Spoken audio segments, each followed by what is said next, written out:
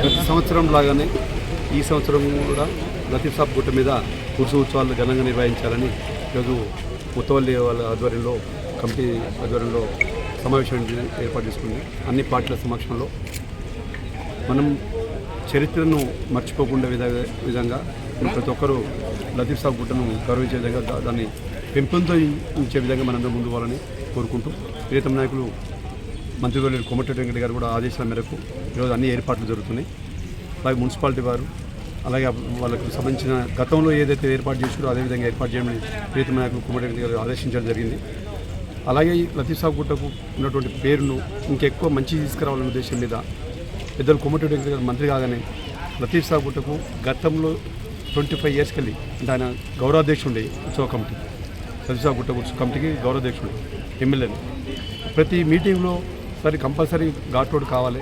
ఎందుకంటే పర్యాటక అభివృద్ధి చెందాలంటే ఇక్కడ ఓన్లీ మైనార్టీసే కాకుండా అన్ని రకాల ప్రజలు అలాగే నల్లగొండ వాళ్ళే కాకుండా వేరే జిల్లాల నుంచి కూడా రావడం జరుగుతుంది. అలాగే కర్ణాటక మహారాష్ట్ర నుంచి కూడా రావడం జరుగుతుంది. మేము చిన్నప్పటి నుంచి చూస్తున్నాం అందరి హిందువులతో అన్ని కులాలతో పాటు అందరూ వచ్చేది గుట్ట మీకు.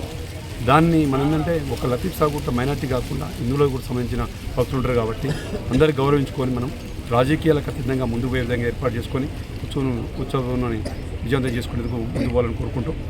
అలాగే ఘాట్ రోడ్ కూడా త్వరలో పూర్తి చేసుకొని అందరూ అంటే కొంతమంది భక్తి మీద గుట్ట మీద పోవాలంటే పోరాకు మెట్లెక్కలేరు కాబట్టి ఘాట్ రోడ్ ద్వారా దర్గాను సందర్శించుకునేందుకు మార్గాన్ని ఏర్పాటు చేస్తున్నాం. కోమటిరెడ్డి గారికి మనందరూ కూడా కృతజ్ఞత తెలియజేసుకొని దాన్ని మనం హర్షించాలి. డెవలప్మెంట్ అనేది కొంతమంది కావాలని ప్రీతం నాయకుడు కోమటిరెడ్డి గారికి స్వార్థం కొరకు స్వార్థాలు ఇక్కడ ఎవరికి లేవు కూడా.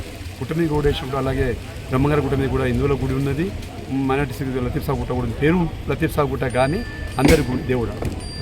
దాన్ని దర్శించుకునే విధంగా మనం అందరం గౌరవించుకుందాం.